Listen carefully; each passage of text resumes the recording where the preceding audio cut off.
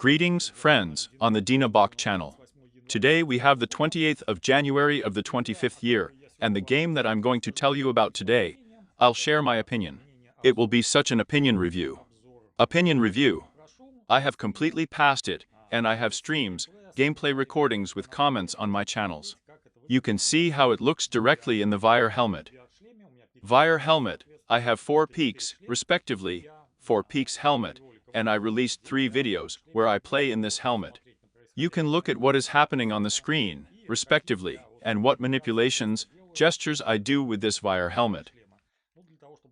But in order to understand how it feels in the VR space. The toy is called Pirates VR Jolly Roger Pirates VR, and the toy was released in early January of the 25th year. On the 14th or 15th in Steam. There is a link here in the description, you can go see it. It costs 710 rubles. According to the price tag, everyone should decide for himself how much this game will meet his expectations. I would say that, in principle, maybe it could have been done in the region of 500 rubles, 499 rubles. So maybe then it would have been a more adequate price. But in view of the fact that after all, the owners of VR helmets are people who, well, do not mainstream. That is, everyone does not need a helmet for a VR, and since this is probably equipment for enthusiasts to a greater extent, probably 710 rubles is quite a reasonable price, especially since in this video I will tell you about the plot of the game. So, we are playing with you for a young man. Well, insofar as we see him at the beginning of the game, we get to some island, in front of which we see pirate ships that apparently hit the reefs, crashed, and we somehow miraculously survived. And everyone else apparently died, or the plot develops in some other way. In this case, the developer does not explain to us who we are, what time we are in. And it may even be possible to find fault with this because in fact it is still not a game as such. But probably more VR is such an adventure. VR tour of a beautiful island where there are palm trees, there is a sea, there is sand, there are caves, there are treasures. And this is the whole entourage of pirate themes. It allows us to immerse ourselves in the atmosphere and feel like a pirate. And although, in principle, we probably understand that the plot takes place somewhere there in the 17th century, and we are actually a pirate, I would say that even the developers could probably make it so that we, our hero, are our contemporary. He somehow gets to this island and discovers that there are pirate treasures here. Even maybe it would be even more correct and interesting. But again, I repeat, there is no plot in the game as such. Yes, this is probably both a minus and a plus. Plus or minus is that we certainly want to immerse ourselves in history, but the plus is that, by and large, it's quite difficult to play in VR, but in VR for a very long time. That is, if you play there for 40 minutes or an hour a day, this is more than enough. I would probably say no more playing. And all these attractions, I would say so, are game attractions. They allow us to immerse ourselves in the VR atmosphere. Somewhere we are going down the cable car right now, so to speak. On the rope, we just grab the rope in the VR and go down. Then, as you can see now, we climb trees, vines, climb mountains, and it looks very interesting and impressive. We are really moving our hands in order to climb to some kind of peak. Unfortunately, there is not much of this here. Well, the game itself is short-lived. It probably took me about 6 hours in terms of time. 6 hours, despite the fact that from time to time I was being stupid somewhere, well, I didn't understand what to do next. There is a moment here that, in general, we are being led through the game by a parrot that flies forward, and, in general, we suspect that we need to follow this parrot, but there were several places when I didn't quite understand what to do. That's why there were moments a little bit where I found myself at a dead end. And then, when we are already going through the game, we know what's what. I think in 3 hours, you can safely go through the game, knocking out additional points. There are 30 points available in the game, and I got 15 points in one pass. Now, by the way, you see this moment where you move your hands and climb a mountain. It looks very, very interesting, involving, because there is a game for about with points. It is called a climb, a climb. Well, that is, it was necessary there. The main theme of the game is mountaineering. But, unfortunately, at Peak 4, it didn't start on my glasses. There, it could be launched in such third-party ways. I failed to launch it, and I was not familiar with it. But it would be interesting to climb the mountains without experiencing difficulties and danger. This game gave me this experiment impression, and it's very good. VR atmosphere is also very successfully implemented here. Here, the atmosphere of the jungle is exactly the same as it probably would be if we got to this fantastically beautiful island with you. There is no pretentious VR here, when the volume is very, very deep, and on the one hand, I want to see some moments in a large volume, but on the other hand, in reality, we probably wouldn't have seen this with you. And therefore, there is a moderate volume here. There are flowers, there are leaves, there are mountains, there are objects, let's say sabers, pistols. Here we have another lantern.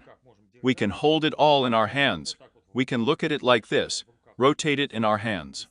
And it really immerses us in the atmosphere of this adventure. It is clear that if we have a VR helmet, we can turn our head and look in any direction. And this additionally gives us the impression that we are the center of this adventure. And everything would be fine if some points were negative. I'm probably going to move on to these negative points now. There aren't many of them here. But first of all, the picture quality suffers a little here. I do not know, maybe it also depended on the fact that I have settings in my computer. I have a video card 3060. Maybe it depended on it. But if I compare it with the game Half-Life Alyx VR, yes. That's where I felt right in VR, that this is a full-fledged game on the schedule, that is in no way inferior to any other project. And I was comfortable and very detailed, game turned out to be. Here I felt some kind of pixelation. But again, I can do it as a reference to the fact that maybe I didn't set the bitrate somewhere in the settings there. I played through a free app for my points peak for streaming assistance. And of course, it is inferior to the virtual desktop. If I had run this game through a virtual desktop, then the picture would have been better. Quite possibly. So in general, the island has very beautiful trees, beautiful caves. Water. Well, water is realized insofar as this is one of those moments that is so controversial in the game. Because you can swim here, you can try to swim as naturally as you row, and try to swim to the surface, so as not to suffocate. Look at the surface and you move to the surface. That is, the impression of swimming I have here are such, well, more negative than positive. Well, at least you don't have to swim in the game so often. Literally, there's probably one episode when we get to the caves and there we need to swim. Well, to swim in the sea once, and that's it. We are more than that. We do not touch on this topic. All the other mechanics, as it were, are interceptions, and the use of vines as ropes are very well implemented. Another minus, probably, about which we can say is that, after all, I would like there to be some kind of plot. A little more expanded, and maybe even somewhere we would meet living people in general. Because the whole game is based on a pirate theme, and we are here for the whole game, I probably won't be a spoiler. We won't meet anyone else with live characters. But apart from those animals that are here, well, literally 2 or 3 types of animals meet there.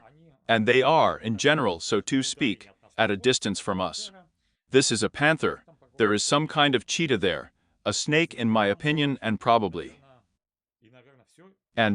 all of the animal world that we can meet with you here. Of course, a little so modestly. But on the other hand, maybe the developers will add something to the game because it just received a release in January. And maybe it will be finalized in this regard. And probably, if we sort through the negative aspects like this, I can also say that sometimes, but I'm already talking about this. Sometimes it's not quite clear what needs to be done, and it would be possible at such moments. Let's say you don't understand something. You're stupid, yes, a few minutes, and you hint go there.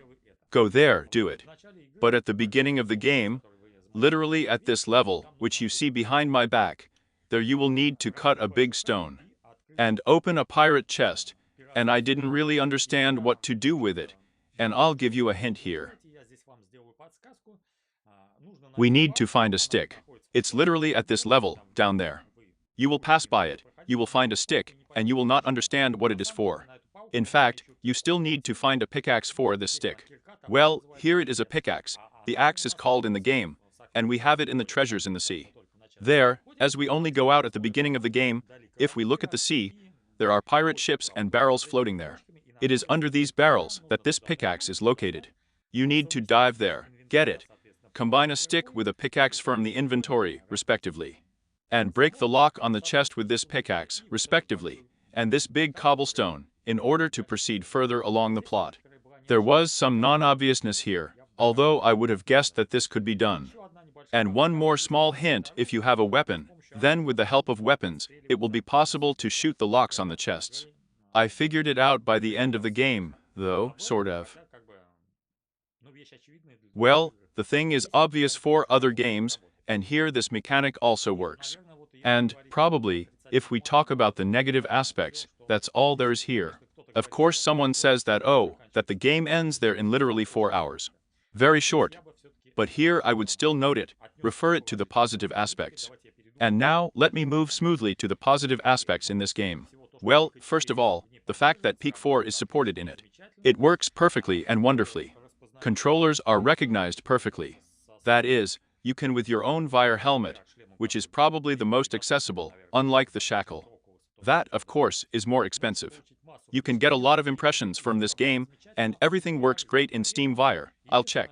The only thing I note here is that if for some reason you have a Vire headset, well, in this case, I say for peaks.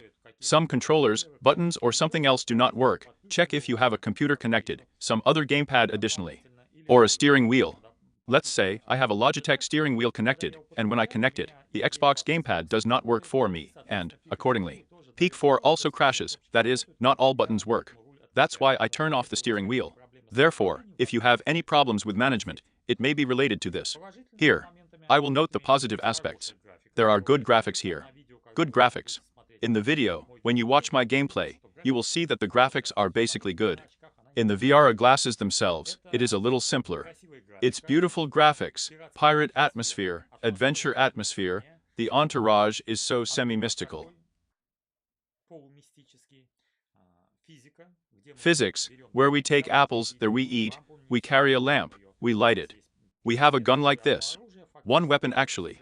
According to the plot of the game, we will still have a couple of types of weapons. But I went through the whole game with one pistol, this musket, in general. Complexity here as such, we do not choose it. That's as far as I remember. Well, or I played for minimal difficulty. That is, the game is played without any difficulties. Yes, there are some moments where the game slows us down a little, and we can't pass certain moments. But it's literally there for about 10 minutes. Sometimes it cheered me up a little bit, but then I passed, I realized that no, everything is fine. Here is such a small difficulty. In general, it's very good. In terms of length, we have this island that we have to explore. In fact, our whole task in this game is to go from the coast and to some other shore to another point on the island. Although when I passed the game, it seemed to me that I left the same place where I entered. But it seemed so to me. Our task, in fact, is to go through this whole island, and it will be completely the plot of this game. As such, again I repeat, there is no plot here. On the one hand, this is bad, but on the other hand, it's good, because in general, this is a Vire adventure. So that we feel the volume, as if immersed in this atmosphere, and do not bother our heads with some serious plot. Like there, let's say, Half-Life, Alex, or here, let's say, now I'm launching the Metro in Viara. I want to meet him. In general, it's atmospheric, but there's something that slows me down. We'll have to see. There's certainly an atmosphere, a plot and all that. and probably for many hours here, the game will take you well. A maximum of 5 hours. In these 5 hours, you will find gold, you will find treasures, you will find secrets. You will have a lot of glasses that you will have to open. There are 30 of them here. You will meet pirates. Well, it probably won't be a spoiler if I say that some skeletons in this game will come to life. Here. Therefore, in this regard, the game reminded me of Pirates of the Caribbean. Well, some such comparison comes to my mind, and in some ways it even pleased me. Therefore, I recommend it to everyone. The game Pirate via Jolly Roger, Jolly Roger. The game is by and large for 2 or 3 passes, because the first time you pass it and not all the points will be collected. And then when you look at what points are given to you in the incentive, you will probably try to knock them out for yourself. Therefore, in this regard, an interesting adventure. Whether it will be interesting after you collect all the points, I'm not sure. But if, let's say, you have acquaintances, children there, friends of children, yes. They can immerse themselves in this atmosphere, and let's say your children can show this game to their children, yes. It will be a funny attraction when a child who has not seen such a wire, looks at it very much. Especially if you just walk around the island, yes, do something there, take some stick, shoot a musket there. Therefore, in general, my recommendations are that the game is really interesting. It's worth the money with a slight stretch. I would make the price tag a little smaller. And according to the plot, I would still probably make our hero our contemporary, who, let's say, even suffered a shipwreck, yes, on his yacht on some kind. I got to this island on a mysterious one, and here it turns out pirate treasures, and civilization did not get to them. That would be, well, probably interesting. Well, maybe I would dilute the gameplay a little bit with some more additions, maybe. I don't rule out that the developers will go for it, but I'm not sure, since it's probably such an indie product after all. India is a game that is made with love for wire, high quality, interesting, beautiful, but has some drawbacks that I have generally told you about here. Therefore, my recommendations, if we talk about how many points out of 10 I can put on this game, well, probably 7. 7 and 8 points, I boldly give it. The rest of the points for growth, or if you take this in terms of the ideal, it's half iPhone Alex. This is 10 points for VR a toy, which is a benchmark for all and other projects. Therefore, I recommend it to everyone. I am sure that you will get positive impressions from passing and immersion in this game. You will have some aftertaste after the game, because I really have to say that the game ends unexpectedly, but here I must also say. When I was already approaching the final, I realized that this was the final. I caught myself thinking that, in principle, I probably don't need more because I'm a little bit from the game, but not that I'm tired, but she's already started to strain me a little. Well, in a sense. In other words, I wanted to get to the end of the story, close all the questions, and see the end credits. In general, this adventure for 4 dashes of 6 hours will be quite justified in your Steam collection. Therefore, I recommend it to everyone. All the best and see you again. If anything, watch the first 3 episodes of The Passage with my comments in the helmet of Peak 4. They are generally available on all channels. And that's it. Thank you for your attention and all the best. Bye.